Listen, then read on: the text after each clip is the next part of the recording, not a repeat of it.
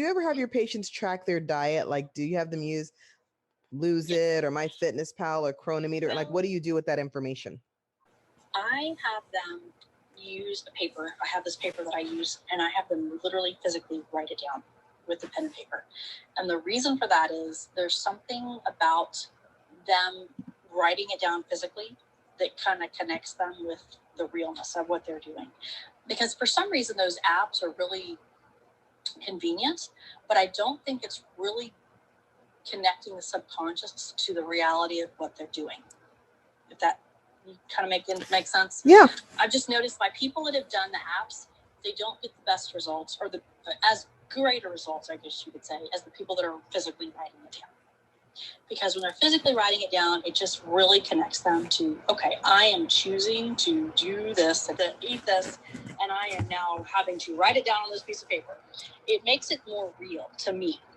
And, like I said, I think the apps are great, but I noticed that the people that use the apps don't seem to get the same subconscious shifts that I want as the ones writing it down.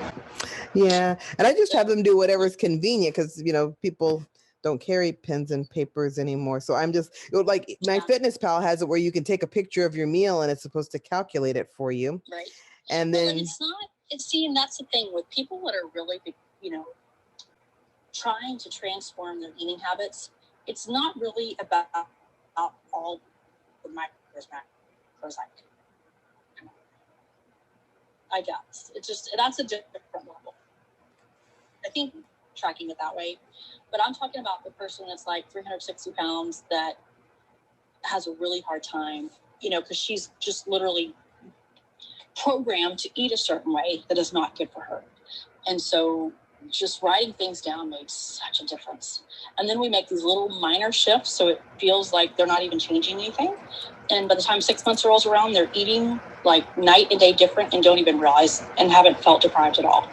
Where the app, there's something, I don't know why. It seems like I've just gotten way better results for people. Yeah.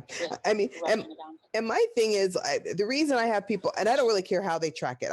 I in my intake form, I actually have them just fill out a 3-day diary. So they are writing it down. But in general, and sometimes I really need to know your carb count. And it's just easier if you walk in already giving me your carbs, your protein, how many calories you're eating. Because people love to say, I eat healthy. I eat pretty healthy. And then they'll describe, I eat a piece of salmon and I eat this. And they'll give you all the good parts, but none of the bad parts. So I'd rather have them take a picture so I could be like, oh, was that dressing? Do you know how many carbs that was?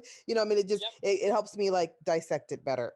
I'm a dissector. I'm an analyzer and a dissector. And when I'm thinking, I'm like, I want to be able to point out very specific things. Like you had 500 grams of carbs and like 3 grams of protein. And this is right. Big picture here is that's not a healthy, you're telling me that you eat healthy and you might believe that, but now I'm looking at numbers and numbers just sort of like resonate to people like, boom, I got numbers.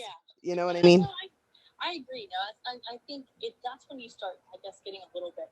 But I think as long as they're tracking and they're gradually losing, I don't get so hung up on so many of the details because it's such a, to me, in my experience anyways, it's such a mindset thing. It's such a mental, I don't know, if they're not shifting their subconscious about it, they're not going to shift their body about it in the big picture, I guess. It ends up being more of a temporary thing. I guess that's just been my experience with working with people.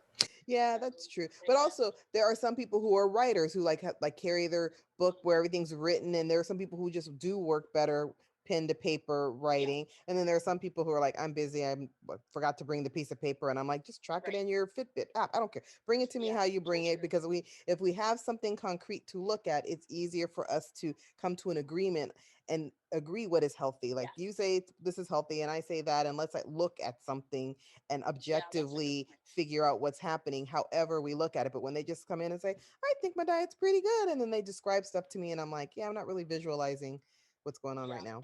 And we can't really have a good debate about it because you have a belief. It's like you're 100 pounds overweight, but you now have a belief that you ate healthy, and I'm going to have to point out some things that could be different and better.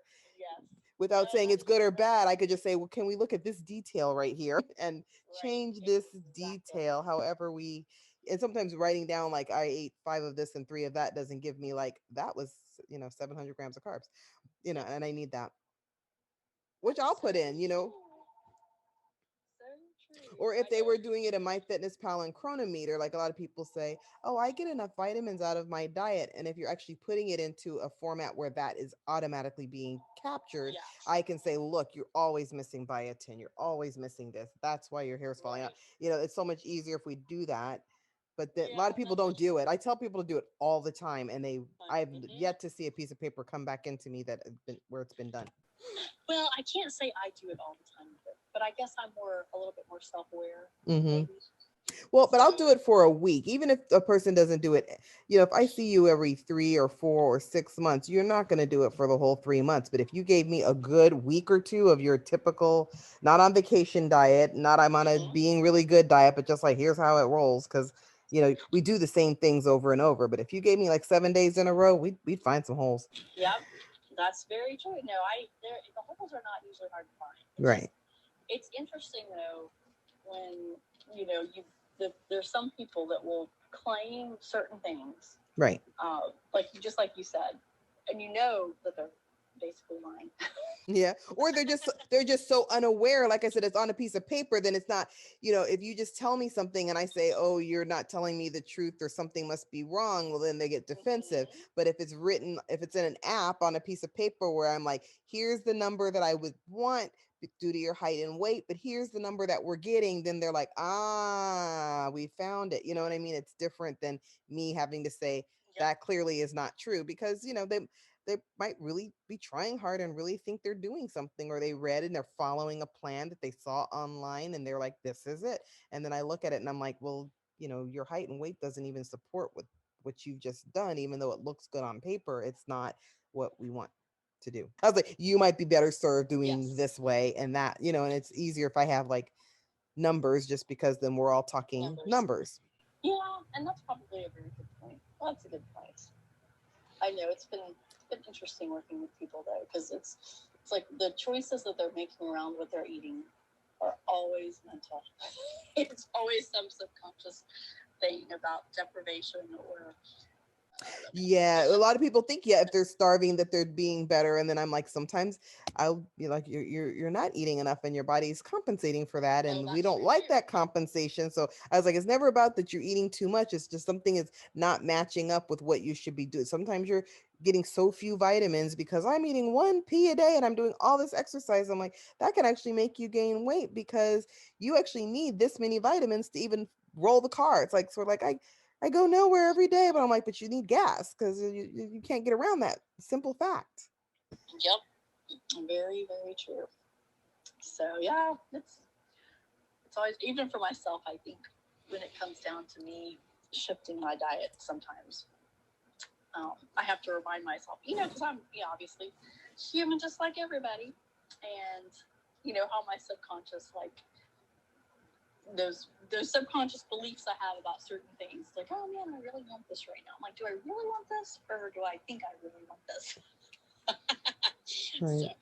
Now, were you tracking your calories when you did 1 meal a day? Like, how do you feel about that? Like, does that tell you like not eat a certain amount of carbs, or do they have like an online tracker to help? No, I try to cut back on carbs in general, just because sugar is such a horrible drug.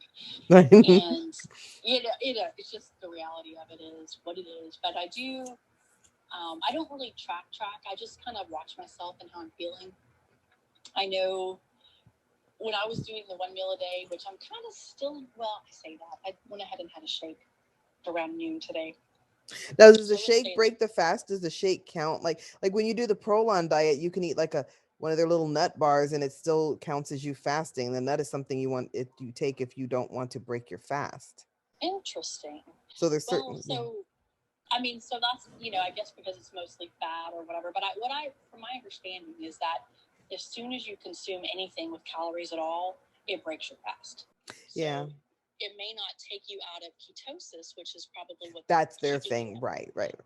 But it definitely is breaking a fast. To me, anytime I put anything caloric, I try to stick with water until around noon.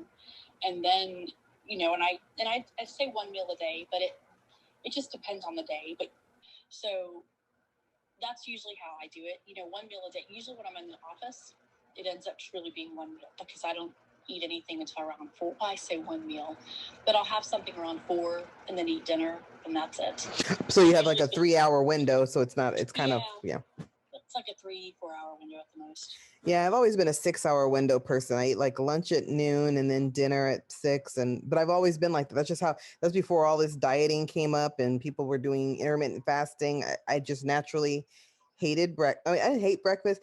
Everything I like for breakfast is really bad for you. So, since I cannot eat pancakes every day, I sort of breakfast was kind of out, and I don't want to eat pork every day. So I'm not going to eat eggs by themselves. So just sort of breakfast wasn't a reasonable thing for me to do because it was either sugar high or eat a bunch of pork. So I was like, no, at noon I can start making some reasonable decisions.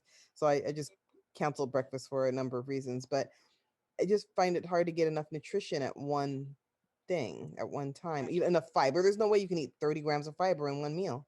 No, that's true. And people must eat fiber. So I was just like, yeah, and I don't know if I ever get 30 grams of fiber in 2 meals. Just because unless I'm taking shake with it would take 5 meals a day. People would have to eat at least 3 to 5 meals a day before they could even begin to get enough, the 25 grams we need as females. Yep.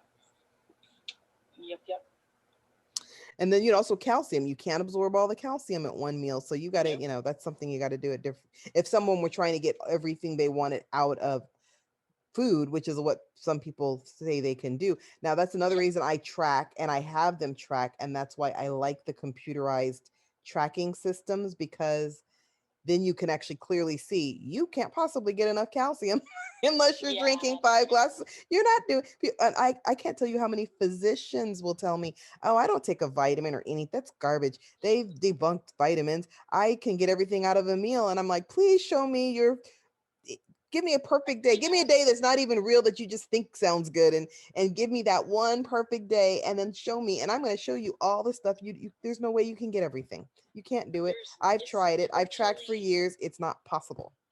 I tell people, you would probably need to eat about a grocery bag full of vegetables to get all the nutrients you need for one day. Yeah. It is not. And it's interesting when I look at that because years ago when I studied nutrition, of course, that was like literally 25 years ago, we told people just everything, you didn't need supplements. And we were almost against supplements back then because, I don't know, you could get everything you need out of eating a perfect meal. But how many people do that to begin with? And then the people that do, our food is just so depleted of nutrients, it's almost impossible to get what you need out of food anymore. Yep. Everything, I should say. But I've literally sat there in my little tracker and just made stuff up. Like I ate, salmon, and then I did salad, and then I ate some asparagus, and then I threw some tomatoes on it, and then there was some walnuts. I would literally just come up with all these crazy things and stick it in there and be like, damn, I didn't eat enough glycine. I didn't have enough choline. I would always find holes, even in my fictional, kind of real, but not real. But I would, just add things to the diet. Like, oh, maybe if I did this and that. And then I was just like, there's always something missing. I mean, might be a day where I do get enough calcium. Then the next day I don't get iron. And then the next day I don't get choline. And the next day I don't get riboflavin. I mean, I'm always missing like 3 or 4 things. And overall, I've done a lot of, micronutrient testing on myself. And I'm not usually deficient in stuff, but I also have been supplementing for years. So that's the key right there. But if I wasn't, when I check other people who just walk in, everybody's always deficient in lots of things. I rarely find anybody who's not deficient. I've been borderline in a couple of things, like once riboflavin, once vitamin D, but like out of the 34 things they checked, one thing was I deficient in, but most people, I can get a good 4, 5, 6 things. And I'm like, if I'm checking your vitamin D and you're low in that, what would happen if I checked 30 things? What, they're like, oh yeah. And I'm like, so you're not taking any supplements? No. Okay. So you're not getting stuff, you're not getting it out of your diet. Or the sun. The vitamin D is sun and you're not doing it. Other things don't come from the sun. It's also fat soluble, so your body stores it. How, all the other nutrients, I say all of it, but most of the other nutrients are water soluble and you don't store them. So that's another, on top of everything else, they're not getting enough. You've got to have it every single day.